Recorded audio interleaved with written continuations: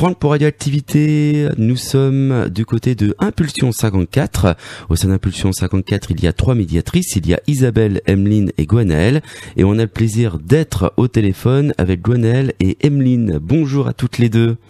Bonjour. Tous les mois, avec Impulsion 54, situé à Pont-à-Mousson, on va aborder différents thèmes, des thèmes qui ont été choisis par nos auditeurs de Radioactivité. Voilà, on rappelle évidemment que la médiation est importante et que Impulsion 54 propose justement ce service. Alors justement, un auditeur nous dit justement qu'avec son conjoint, ça ne va plus depuis le confinement, donc une situation qui se dégrade. Comment ça se passe par rapport justement à la médiation familiale ?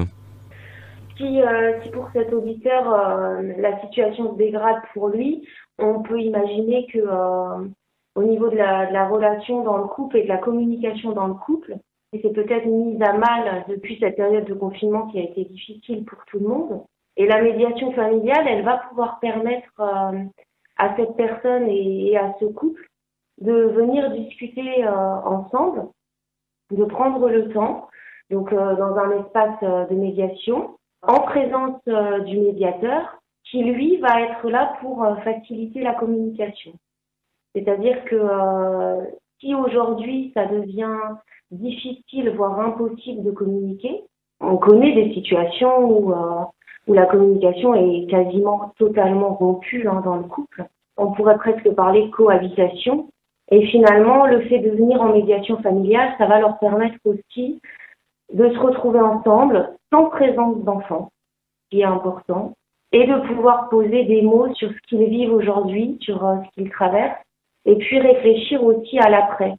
C'est-à-dire, qu'est-ce qu'on fait ? Aujourd'hui, on en est là parce qu'il s'est passé aussi des événements, donc on va pouvoir revenir en médiation familiale sur les événements passés, sur les ressentis de chacun, puisque généralement, quand il y a des conflits, l'origine peut venir aussi d'un manque de communication et d'interprétation individuelle sur un événement passé. Là, l'idée, c'est vraiment de pouvoir discuter sur comment la personne a vécu cet événement et pouvoir faire en sorte que l'autre puisse l'entendre aussi.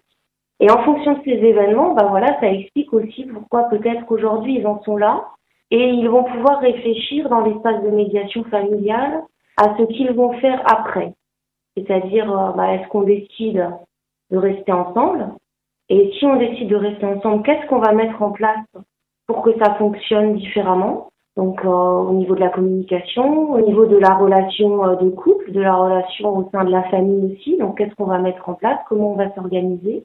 Et puis, ça peut être aussi l'occasion de prendre la décision de peut-être arrêter le couple et faire le point sur le fait que ça ne va plus et la décision commune c'est finalement de se séparer. À quel degré c'est important de faire appel à la médiation ? En fait, la médiation familiale, elle permet à toute personne en rupture de communication ou inscrite dans quelque chose qui s'implique déjà dans le conflit ou dans le problème de compréhension, de venir saisir le médiateur. C'est-à-dire qu'en fait, le cadre de la médiation, de par son aspect confidentiel, parce qu'il y a une confidentialité du travail qui est mené en médiation familiale, et le médiateur, de par sa posture neutre et impartiale, peut accueillir tout type de personne qui, à un moment donné, est en difficulté dans la communication.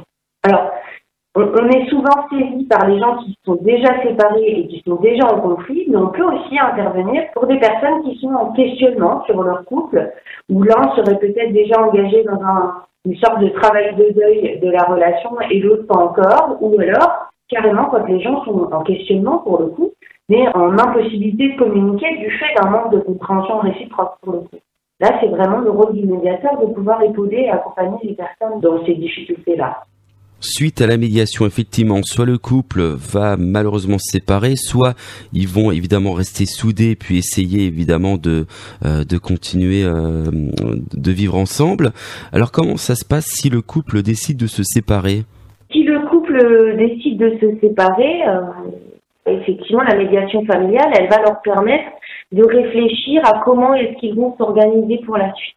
Alors c'est notamment lorsqu'il y a présence d'enfants. Qu'est-ce qu'ils vont mettre en place dans l'intérêt de leur enfant comme nouvelle organisation familiale, puisque l'organisation familiale va être complètement bousculée, puisque là, on va se retrouver sur une coparentalité de parents séparés.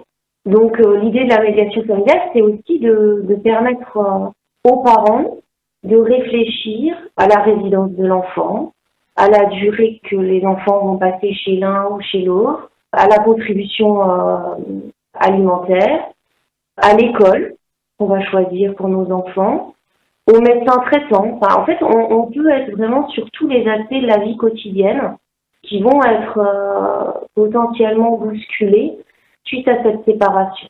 L'idée, c'est leur permettre de co-construire effectivement l'après-séparation, notamment effectivement autour des enfants, mais ça pourrait être aussi pour eux, tout simplement pour eux, et surtout éviter du coup la guerre et le conflit qui pousserait l'un ou l'autre à mettre en avant ses besoins sans être dans la co-construction pour l'autre.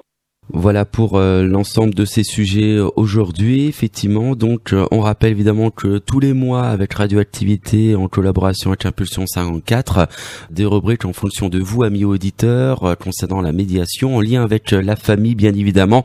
Si vous avez des questions, n'hésitez pas à nous les envoyer, soit par la radio, soit par Impulsion 54.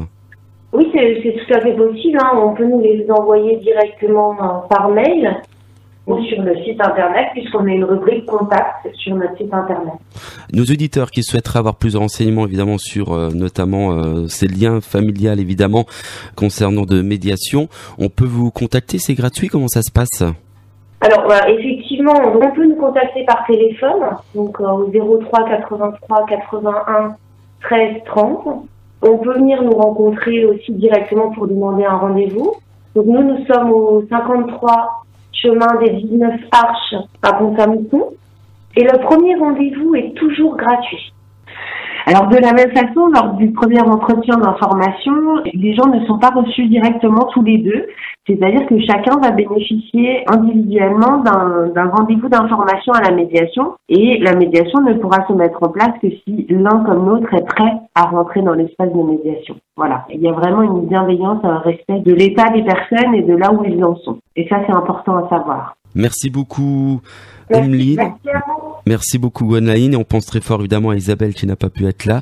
Vous êtes médiatrice au sein de Impulsion 54 à Pont-à-Mousson. Au mois prochain. Merci, au revoir. Merci, au revoir.